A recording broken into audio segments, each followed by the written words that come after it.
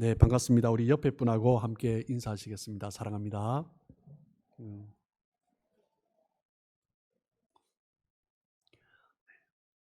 네, 신약 성경은 크게 네 부분으로 나누어집니다. 첫 번째가 뭐죠?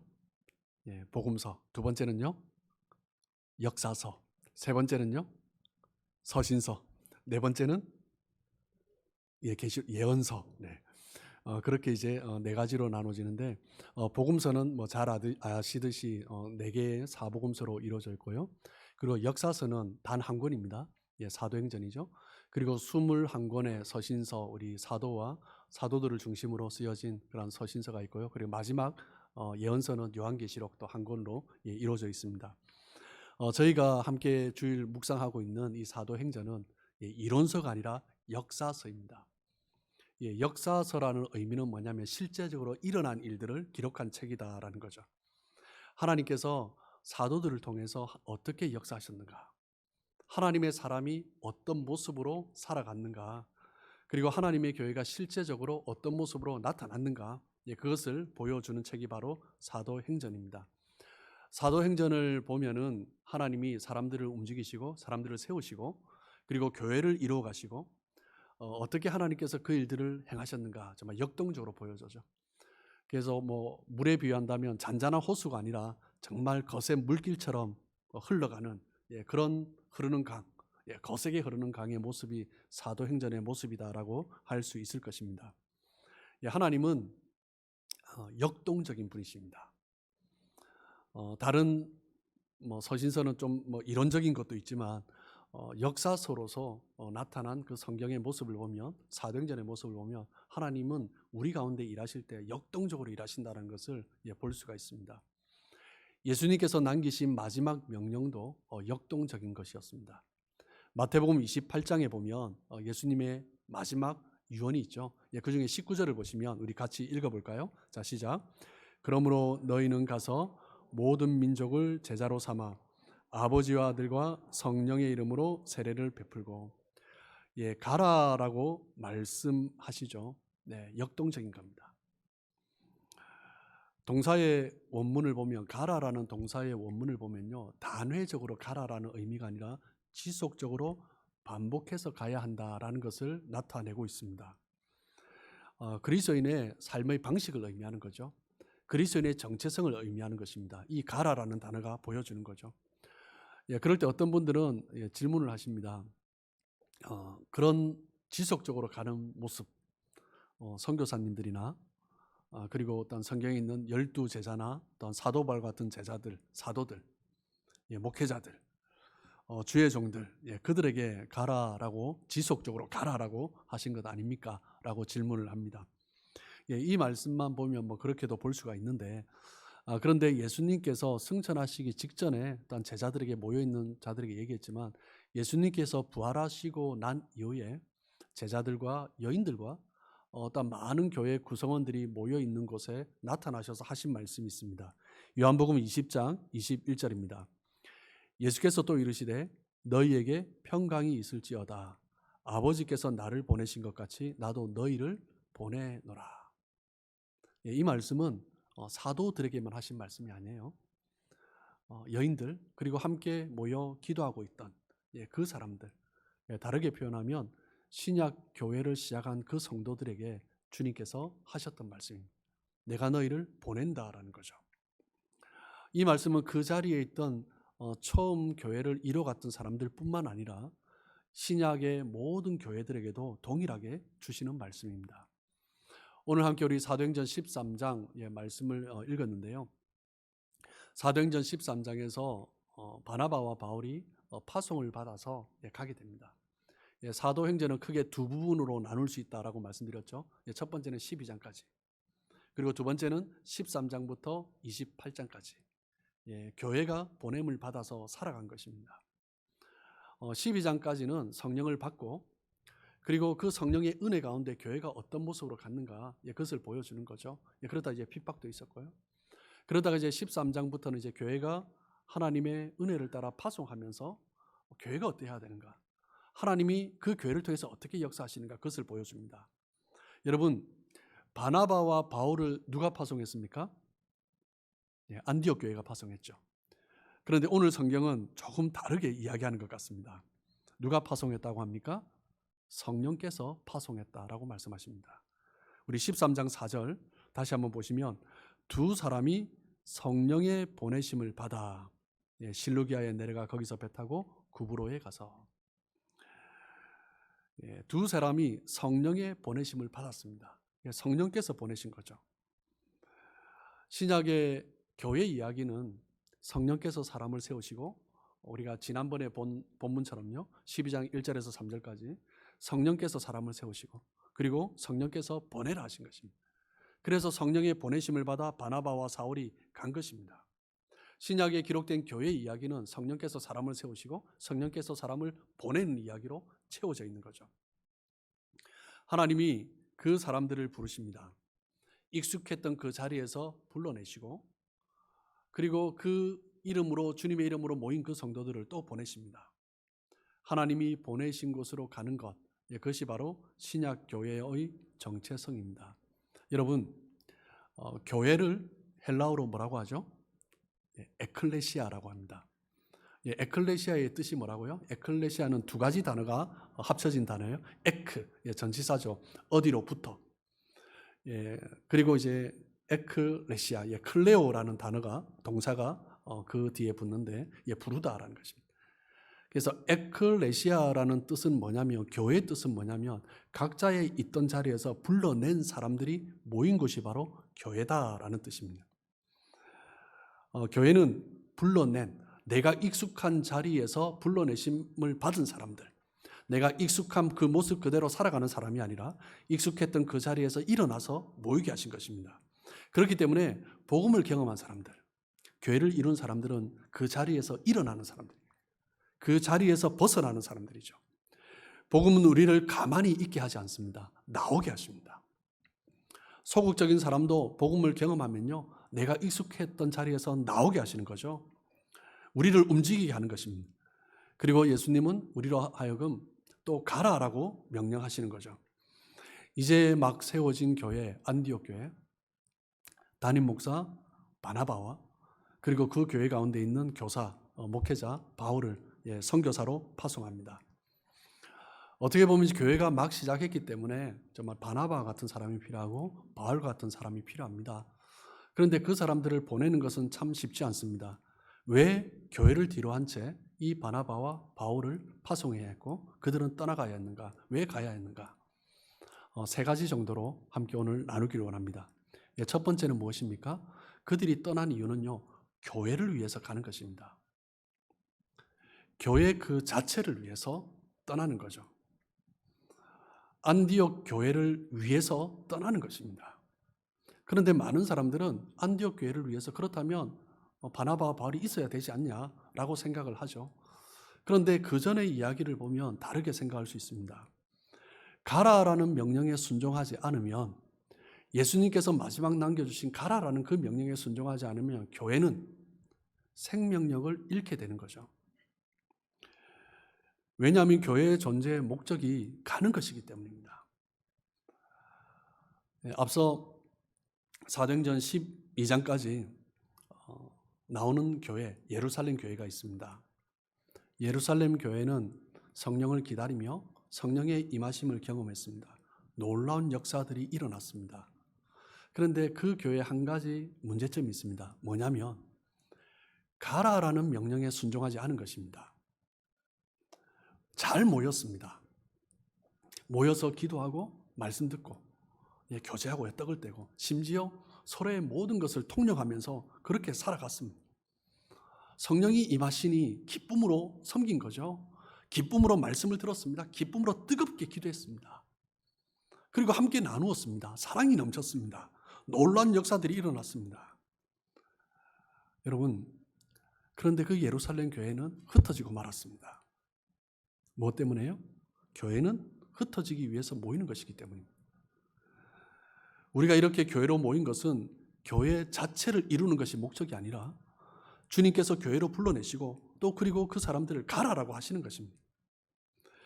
주님께서 불러내신 사람들이 모이는 곳, 그것은 교회의 정체성 반만 보여주는 것입니다. 그 사람들은 주님께서 가라라고 하십니다. 모여서 기도하고 훈련받고 말씀을 듣는 이유는 뭐냐면 가기 위해서인 거죠. 그것이 바로 교회의 정체성입니다. 교회가 모이기만 하고 흩어지지 않으면 반드시 교회는 갈등이 생깁니다. 문제가 생깁니다. 예루살렘 교회가 그러했죠. 성령의 은혜 가운데 너무나 놀라운 역사들을 경험하고 큰 은혜를 체험했습니다. 그런데 가부의 그 구제 문제로 교회는 갈등하기 시작합니다. 아무것도 아닌 거죠. 이게 무엇 때문입니까? 교회의 존재 목적을 잃은 것입니다. 교회의 정체성을 잃은 것입니다. 물론 말씀을 듣고 기도하고 나눈 건 너무나 중요하죠. 그런데 교회가 모이는 가장 중요한 이유는 뭐냐면 가는 것입니다. 그것을 잃은 거죠. 그러니까 그 목적을 상실하니까 불필요한 곳에 에너지를 낭비하는 것입니다. 본질을 제쳐놓고 비본질에 집중하는 거죠. 열심을 내야 하는 곳에 열심을 내지 못하고 엉뚱한 곳에 열심을 내는 것입니다. 그러면서 교회 안에 있는 문제에 집중하고 그러다 보니 뭐 이래도 되고 저래도 되는 것을 가지고 막 이 사람 이야기하고 저 사람 저 이야기하는 것입니다. 하나님께서는 우리를 어부로 부르셨어요. 어부는 어떤 사람이에요? 나가는 사람입니다. 고기를 잡으려면 나가야죠. 그런데 어부가 나가지 않고 모여만 있는 것입니다. 어부가 모여서 물고기를 관리하는 곳이 어떤 곳입니까? 수족관이죠. 수족관 관리하는 것입니다. 구성원들의 모임을 관리하는 곳이 어디입니까? 사교 클럽이죠.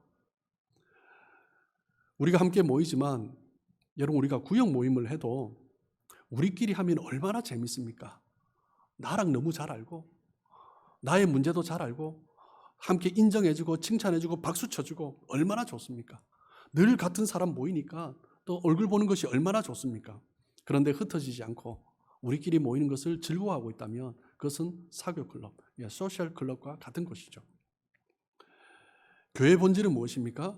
우리의 필요와 우리의 만족을 위해서, 우리의 기쁨을 위해서 모이는 것이 아닙니다. 교회는 세상에 복음을 전하는 곳입니다. 교회는 세상에 복음을 전하기 위해서 존재하는 곳입니다. 신앙생활을 오래 하다 보면 자기도 모르게 울타리 안에 갇혀 있을 때가 있습니다. 내가 종교 생활의 그 울타리에 갇혀 있는지 아닌지 어떻게 알 수 있습니까? 그 주님의 그 명령에 순종하는지, 이 가라라는 명령에 순종하고 있는지 아닌지 그것을 점검해 보면 알 수 있습니다. 신앙의 울타리 안에 갇혀 있는 사람들은 가라라는 명령과 점점 더 멀어지는 거죠. 무엇 때문에요? 울타리 안에 있으면, 이 우리 안에 있으면 편하기 때문입니다. 안정적이기 때문입니다. 안디옥 교회에 성령님께서 임하시니 하나님은 사람을 세우시고 그리고 그들을 파송하셨습니다. 이것은 예수님의 명령이기 때문이죠. 사도행전 후반부가 시작되는 13장에 성령님은 사람을 세우시고 파송하십니다. 이 일을 사도행전 전반부 처음 시작될 때부터 말씀해 주셨죠. 사도행전 1장 8절입니다. 우리 함께 읽겠습니다. 자, 시작. 오직 성령이 너희에게 임하시면 너희가 권능을 받고 예루살렘과 온 유대와 사마리아와 땅끝까지 이르러 내 증인이 되리라 하시니. 예수님은 흩어지라고 하셨어요. 오순절날 성령을 받으면 흩어지라고 하셨어요. 그런데 예루살렘 교회는 어떻게 했다고요? 모이는 데 열심을 낸 거죠. 교제하는 데 열심을 낸 거예요. 함께 말씀 듣고 기도하면서 신앙생활을 한 것입니다. 본질에 집중하지 않고 비본질에 집중한 것입니다. 목적에 집중하지 않고 그 목적을 이루기 위한 수단에 집중한 것입니다. 예루살렘 교회는 성령의 능력을 경험했지만 하나의 문제, 가라라는 그 대위임령에 소극적이었던 것입니다. 모이기는 잘했지만 흩어지지 않은 거죠. 가라라는 명령에 소극적이지 않으니 주님께서 부르신 그 사람들 무엇을 해야 되는지 그 정체성을 잃으니 어떻게 해야 돼요? 흩어지게 하시는 거죠. 아픔을 겪으면서 스데반이 죽고 사도들이 죽고 수많은 사람들이 감옥에 끌려가고 흩어지게 되는 것입니다. 가장 뜨겁게 살아가는 사람, 그 신앙을 유지한 채 살아가는 사람은 어떤 사람이에요? 자신의 삶 가운데 가라라는 명령에 순종하는 사람들입니다. 바나바와 바울이 갈 수 있었던 이유는 무엇입니까? 안디옥 교회가 그 소중한 사람 바나바와 바울을 파송에 보낼 수 있었던 이유는 무엇입니까? 안디옥 교회를 위한 것입니다. 교회의 존재를 위한 것입니다. 교회의 정체성을 위한 것입니다. 그래야 교회가 살아나거든요. 우리끼리만 붙들고 있고 우리끼리만 누리려고 하면 교회는 죽어가는 것입니다. 그래서 그들은 갈 수 있었던 거죠. 두 번째, 가야 하는 이유가 무엇이냐면 우리가 교회가 세상으로 가지 않으면 세상이 교회 안으로 들어오기 때문입니다. 복음을 두고 세상에 나가지 않으면 세상은 세상의 영향력을, 교회는 세상의 영향을 받게 되는 것입니다. 결국 두 가지 싸움입니다. 변화시키느냐, 변질되느냐. 우리가 세상을 변화시키지 못하고 있다면 우리는 변질되어 가고 있는 것입니다. 세상의 온갖 물결이 교회를 덮고 성도들의 그 마음을 흐트러 버리는 거죠. 변질되는 것입니다. 교회가 세상을 열심히 바라보고 열심히 쫓아가면 쫓아갈수록 변질되는 것입니다. 세상에 떠밀려가는 것입니다. 세상 사람들이 좋아하는 것 함께 좋아하고 세상 사람들이 누리는 것 함께 누리고 싶어하고 세상 사람들이 추구하는 것 그것을 추구하고 살아가고 있다면 이미 세속화에 걸려든 거죠. 가라라는 이 명령은 우리 자신을 살리는 길입니다. 여러분, 사역지는 교회 안이 아닙니다. 많은 사람들이 착각을 해요.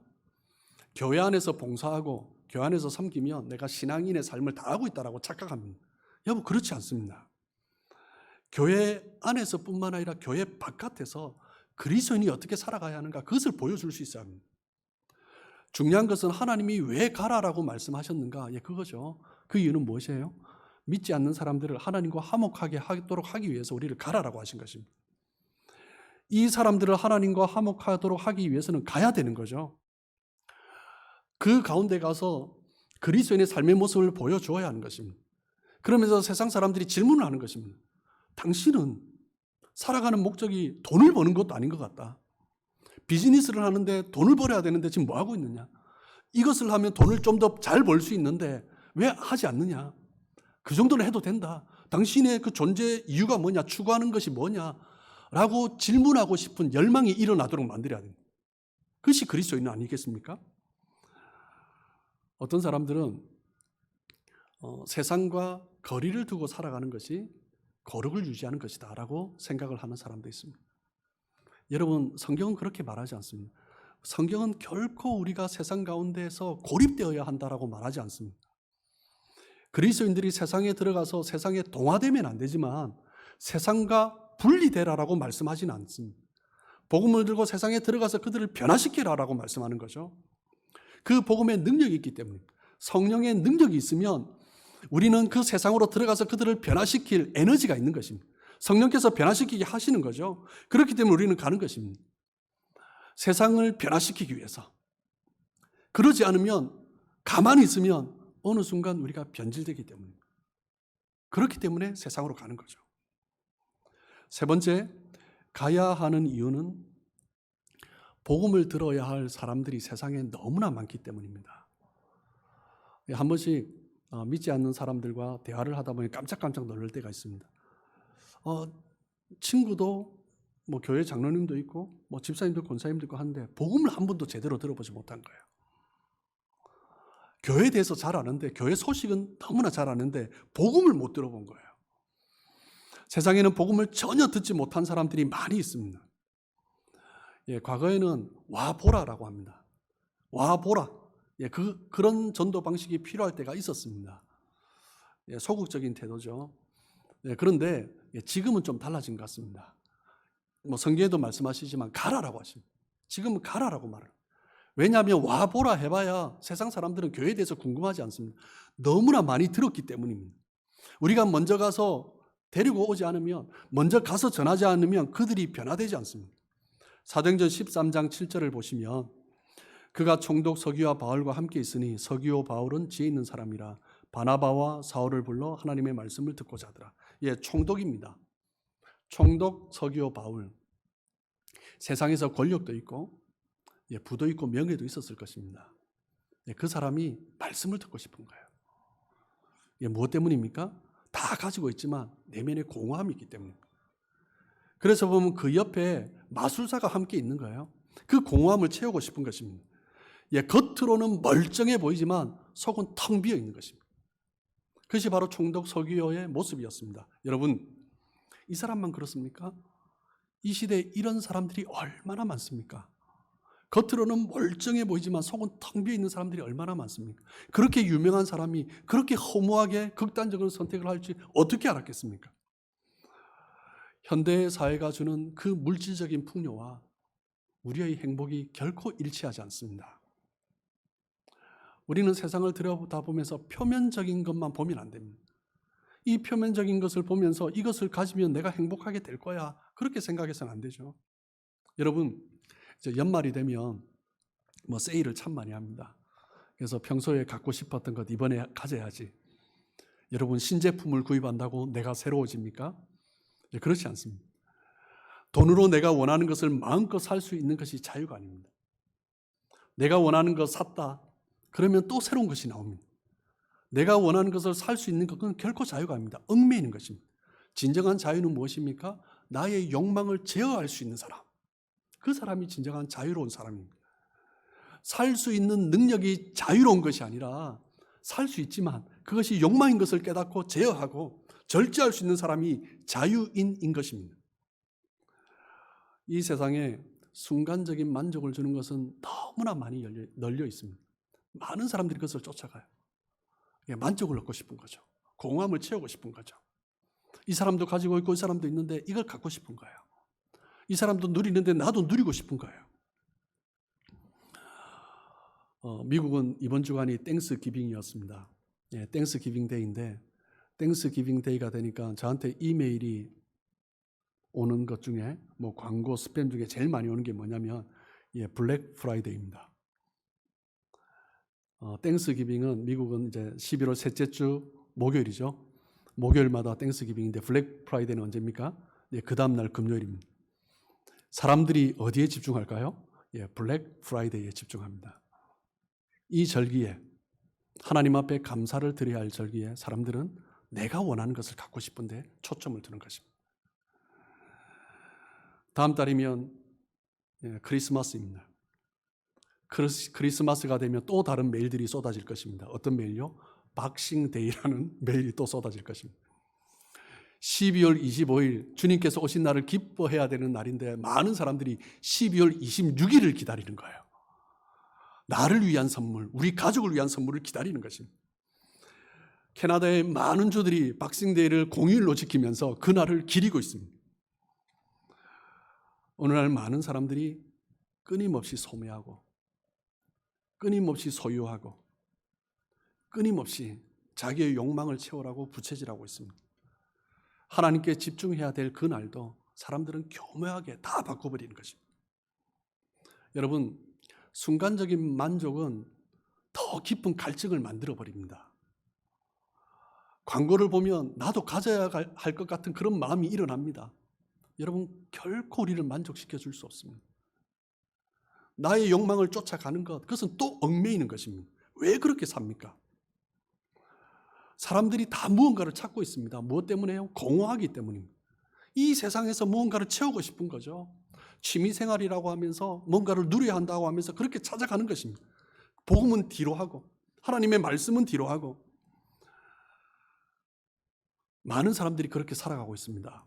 여러분, 우리가 복음을 전할 때 사람들이 냉담한 태도를 보인다고 그들이 아무것도 믿으려고 하지 않는 것이 아닙니다.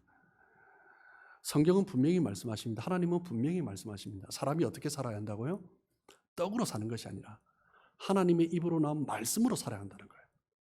사람은 떡으로 살면 살수록 내면이 공허함이 더 느껴지는 거죠. 많이 누리면 누릴수록 사람들이 하는 말이 이게 아닌데 라는 것입니다. 여러분, 우리는 무엇을 갖고 있습니까? 좋은 소식을 갖고 있습니다.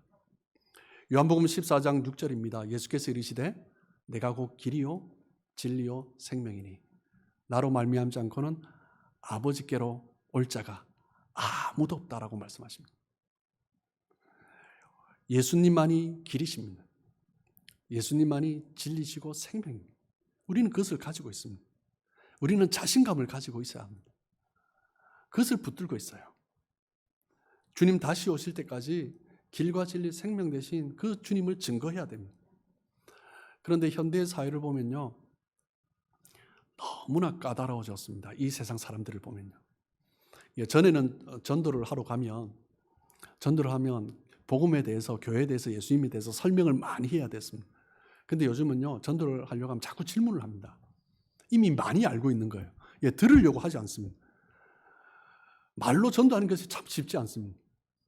전에는 전도지 나눠줘도 읽으면서 이렇게 또 했는데 요즘은 읽어보지도 않습니다. 이미 다 알고 있는 내용이라는 거죠. 그래서 다 던져버립니다. 요즘은 사람들이 무엇을 봅니까? 메시지보다 전하는 사람을 보는 것입니다. 이미 알고 있다는 거예요. 우리는 말보다 삶이 더 중요한 시대를 살고 있습니다. 세상 사람들이 예수를 못 믿게 가로막는 것이 교회 다니는 사람일 때가 참 많습니다. 우리 사장님이 교회에 하시는데 너무 힘들다고, 교회 못 가겠다고. 사장이 직원에게 아무리 예수 믿으라고 해도 부정한 방식으로 거래하고 불법적인 행위를 하고 잘못된 물건을 다루고 있다면 직원들은 복음을 받아들일 수가 없습니다. 입으로는 할렐루야 외치면서 우리 하나님은 너무 좋으신 분이다라고 말을 하는데 뒤돌아서면 거짓말하고 누군가를 비방하고 나에게 조금 손해가 되는 일이 있으면 참지 못하고 싸우고 있다면 그 사람을 통해서 사람들은 복음을 받으려고 하지 않습니다. 세상을 향해 가기 전에 항상 우리 자신을 먼저 돌아봐야 합니다. 우리는 말로 전하는 자가 아니라 삶으로 전하는 자입니다. 자신 없으면 교회 직분을 말하지 말아야 됩니다. 괜히 내가 장로인 거 얘기해가지고 괜히 교회 가는 거 막지 말고요. 말하지 말아야 됩니다. 그냥 안 다닌 척 해야 됩니다. 그런데 교회 직분이 알려졌다면, 내가 장로인 것을 알고 안수집사인 것을 알고 권사인 것을 안다면 그때부터는 달라야 합니다. 우리의 신분이 노출된 것입니다. 신분이 노출되기 전에는 그냥 스파이처럼 표시 안 나게 살아도 돼요. 그런데 우리의 신분이 노출되면요, 그냥 그렇게 살아야 됩니다. 내가 손해보면서 살아야 됩니다. 내가 희생하면서 살아야 됩니다. 신분을 다 노출해놓고 아닌 것처럼 살면 안 되잖아요. 누군가에게 먼저 친절을 베풀어야 됩니다. 장사를 해도 정말 합법적으로 해야 돼요. 잘못된 것은 다루지 말아야 됩니다. 내가 직장 생활을 한다면, 내 신분이 노출됐다면 정말 열심히 일해야 됩니다. 식당에서 계산하고 나가는데 안 믿는 사람 다 나가는데 혼자 신발끈 묶고 있지 말고 먼저 나가야 되는 거예요. 예수 믿는 사람이 나의 신분이 다 노출되는데 그렇게 살면 안 되죠. 우리가 우리 자신을 노출하고 살아간다는 것은요, 내가 희생을 감내하게 살겠다는 겁니다. 나의 신분을 노출하는 순간 내가 장로인 것을, 우리 또 신임 장로님들, 안수집사님들, 권사님 신문 광고 다 냈어요. 알려졌다면 이제 큰일 난 것입니다. 이제 험한 일이 그냥 있는 거예요. 그냥 내가 희생하며 살아야 되는 것입니다. 위험한 삶을 사는 것입니다. 왜요? 포기해야 되니까요. 내려놓아야 되니까요. 우리 자신의 신분을 노출하고 살아가는 것은요, 쉬운 것이 아닙니다. 가라라고 말씀하신 이 명령은요, 위험한 명령입니다. 그런데 하나님은 우리에게 가라라고 말씀하시고 눈 감고 계신 분이 아니십니다. 그것을 감당할 수 있는, 희생할 수 있고 포기할 수 있고 먼저 행할 수 있는 그 능력을 부어주십니다. 사도행전 1장 8절입니다. 오직 성령이 너에게 임하시면 너희가 권능을 받고 예루살렘과 온 유대와 사마리아와 땅끝까지 이르러 내 증인이 되리라. 누구에게 가라고 말씀하세요? 성령의 권능을 부어준 그 사람에게 가라라고 하시는 거죠. 지금 우크라이나 땅에서 한창 전쟁이 일어나고 있습니다. 전쟁 자체가 참 안타까운 일이지만 또 하나의 안타까운 일은 뭐냐면, 러시아에서 강제 징집된 군사들이 군사훈련도 제대로 받지 못하고 전장으로 내몰린 것입니다. 결과는 무엇이에요? 그냥 총알바지가 되는 것입니다. 그렇게 수많은 사람들이 죽어가는 것입니다. 우리가 믿음의 사람이라면 성령의 능력 가운데 세상으로 가야 하는 거예요. 내가 성령의 능력을 받지 않았다면 내 신분을 드러내면 안 됩니다. 가서 드러내서 나는 이런 사람이다 말하면 안 돼요. 먼저 내가 성령의 능력을 받아야 되는 것입니다. 가라라는 명령은 복음을 따라 살아가는 사람, 그 사람에게 주신 명령은 먼저 성령의 능력을 입는 사람입니다. 하나님께서 그 사람에게 위로부터 임하시는 성령을 약속해 주셨습니다. 그렇지 않다면 남아서 그 자리에서 기도하라고 말씀하시는 거죠. 하나님은 우리에게 복음 증거를 위해서 능력을 부어주셨습니다. 성령의 임재는 교회 안에서 누리도록 주시는 것이 아닙니다. 교회에서 세우신 직분은 교회 안에서 즐기라고 주신 것이 아니에요. 하나님의 복음 증거를 위해서 부어주신 것이다라는 거예요. 그래서 심지어 바나바와 바울도 그 하나님의 성령의 능력을 따라 세우심을 받고 성령의 보내심을 받아서 지금 파송받아 구브로로 간 것 아닙니까? 예, 그렇게 할 때 성령의 능력이 나타나는 거죠. 13장 8절을 보면 이 마술사 엘루마는 그 이름을 번역하면 마술사라 그들을 대적하여 총독으로 믿지 못하게 힘쓰니 이 마술사 엘루마 마술사죠. 이름은 바예수 6절에 바예수라고 되어 있죠. 이 마술사가 막고 있는 거예요. 구원의 길을 막고 있는 것입니다. 그런데 놀랍게도 바예수라는 이름의 뜻이 뭐예요? 예수 지저스 구원자라는 뜻이죠. 바는 뭐예요? 아들이라는 뜻입니다. 구원의 아들이라는 뜻이에요. 이름은 구원의 아들인데 구원의 길을 막고 있는 거예요. 그러면서 마치 자기가 행하는 일을 통해서 구원이 있는 것처럼 총독 서기오 바울 옆에서 그 일을 행하고 있는 것입니다. 그것을 바라보고 바나바와 바울은 견디지 못해서 영적 싸움을 거는 거죠. 여러분, 이 땅은 여전히 그런 것입니다. 그렇기 때문에 우리는 성령의 능력을 덧입고 그 능력 가운데 살아가야 합니다. 그 성령의 능력을 입은 사람들을 통해서 하나님은 위대한 반전을 일으켜 주시는 거죠. 그러면서 13장 12절에 보면 이에 총독이 그렇게 된 것을 보고 믿으며 주의 가르치심을 놀랍게 여기니라. 성령의 능력을 입고 간 사람, 그 사람에게 성령이 임하십니다. 그리고 하나님이 일하십니다. 가라라는 명령에 순종하는 그 사람을 통해서 하나님의 성령의 능력이 나타나는 거죠. 여러분, 교회의 존재 목적은 우리가 이렇게 불러내심을 받아서 모인 목적은 가는 것입니다. 그것이 교회의 정체성입니다.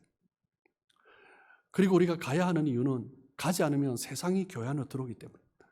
두 가지 싸움이라고 말씀드렸어요. 변하냐, 변질이냐. 주님의 주신 복음을 가지고 세상 가운데 담대히 나가야 합니다. 그들이 변화되는 것을 우리는 누려야 합니다. 그리고 가야 하는 이유는 세상에 복음을 들어야 할 사람이 너무나 많이 있습니다. 겉으로는 멀쩡해 보이지만 공허한 사람들이 너무나 많습니다. 공허한 가운데 헛된 것을 쫓아다니는 사람들이 너무나 많습니다. 그 사람들에게 생명의 길을 제시해야 됩니다. 주님이 보내시는 곳으로 가는 것은 단순히 전도하는 것만을 위한 것이 아닙니다. 우리의 정체성을 확인하는 거예요. 나의 구원을 확인하는 작업입니다. 가라라는 명령은 누가 할 수 있는 거예요? 신앙이 살아있는 사람이 하는 거예요. 신앙은 생명입니다. 그런데 가라라는 명령을 순종하지 못하고 있다. 내 삶에 그것과 전혀 없는 삶을 살고 있다. 그렇다면 나에게는 생명이 있는가? 그것을 확인해야 되는 것입니다. 복음에 반응하는 사람, 그 사람은 생명이 있습니다. 생명이 있는 사람은 가는 사람입니다. 여러분의 삶의 모든 영역에 가라라는 이 명령에 적극 순종하는 동사형 신앙인 되시길 주님의 이름으로 축복합니다.